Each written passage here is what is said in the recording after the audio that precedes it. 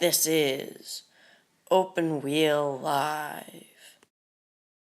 So welcome to episode, what is this, episode 3? Obviously talking about this weekend's race. The Detroit Grand Prix. Race 1 and race 2. And that's it, because there were no Formula 1 races. But I will get into my Texas and Canada predictions. So, without further ado, Detroit race 1. Qualifying was interesting because Alotian spun and Elio was on his hot lap and he had the pole, but IndyCar officials, typical IndyCar officials, said that he didn't slow down enough, so it didn't count.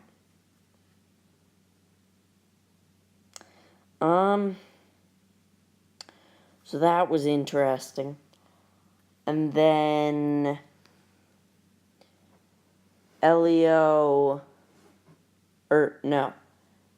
So that was qualifying. Graham Rahal started on the pole, and Graham Rahal dominated the race. There were 2 cautions. Elio finished like 5th or something. Elio didn't finish well because they were on the 3 stop, and they obviously, anyway, Graham Rahal led almost the entire race. Really just follow the leader kind of race. Esteban Gutierrez, former Haas Formula 1 driver, drove the Detroit Grand Prix. We have some news on him. So that was interesting. He did drive Detroit. And he finished 19th the first race and 14th the second race. Elio was the points leader heading into Detroit. He wasn't the points leader leaving. On day 1, the highest finishing Chevrolet driver was Joseph Newgarden in 4th.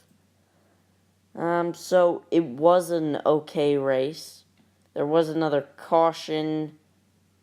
Was it Connor? I don't think. Maybe it was Connor Daly. I think it was Connor Daly. His car stopped on track, and so they had to mess with it. And then day 2. So your podium was Graham Rahal, and then I can't remember anybody else because I'm recording this 5 days later. So Detroit day 2.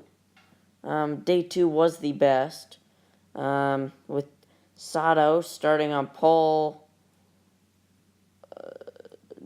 Hunter-Reay starting beside him. Rahal started 4th and Elio started 5th. No. Rahal started 3rd, Elio started 4th. So that was a very interesting race. And it turns out that pitting later at Detroit is better, per Graham Rahal. Rahal did a 2-stop both days and had the best pit strategy both days. Now, there were a couple of incidents. One involving Elio Castroneves.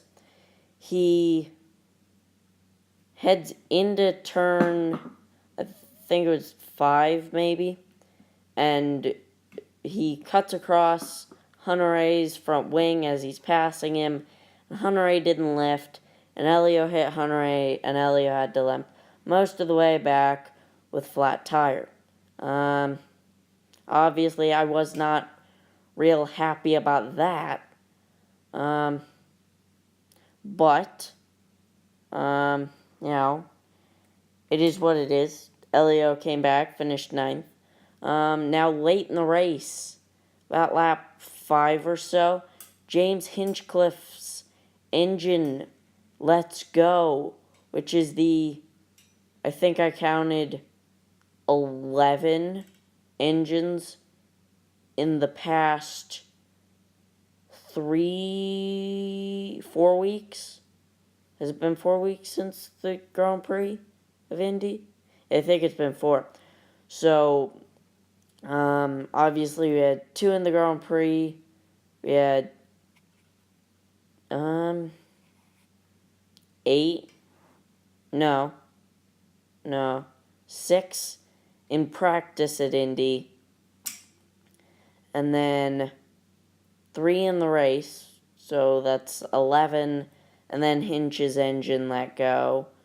With 5 to go. So that made it fun. And it looked like they were going to restart the race with about, 3 to go or something. Then with 4 to go, Pickett comes around the same corner, turn 2, onto the extended front straight, I guess you could call it, because it's a chicane and then a straight. But Pickett comes around the chicane out of turn 2, and his engine blows. So they red flag the race, and the race restarts with 2 to go. The top 3 were Ray Hall, Newgarden, Willpower, and then 4th was Pagenaud, and I think 5th was Scott Dixon, and that's how it finished. Elio finished 9th, which is a strong comeback from being basically, I think he was 21st at one point. So, strong comeback from Elio. And Esteban Gutierrez, he came home to finish 14th after a 19th place finish on Saturday. So that was very strong from him, showing that he does have a lot of potential on the road and street courses.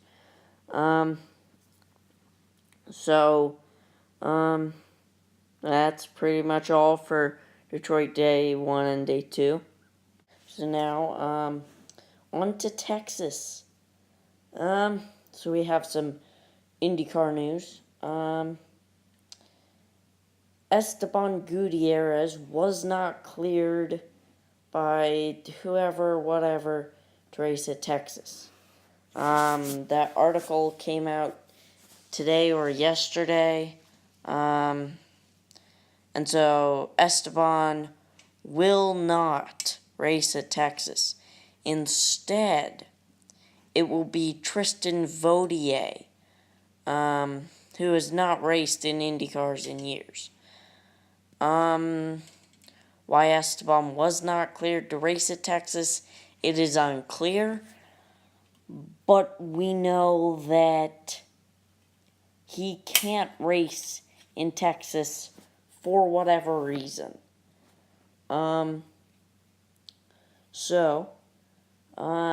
With that in mind, I head straight in to my Texas predictions.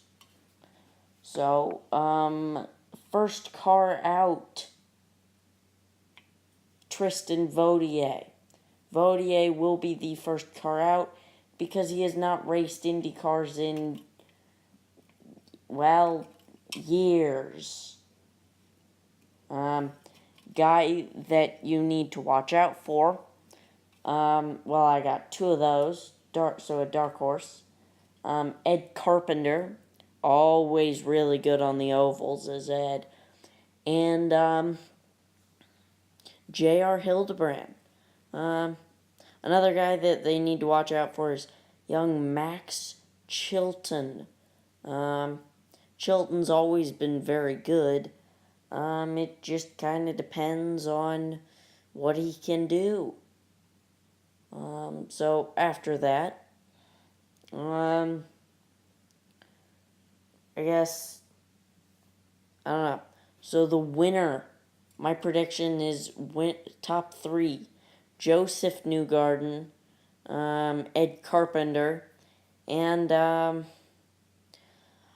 Elio Castroneves. Just because he hasn't had any luck, he needs to get close to climbing the fence. I guess he hasn't climbed the fence in 3 years. He needs to climb the fence. Um, so, that's Texas predictions out of the way.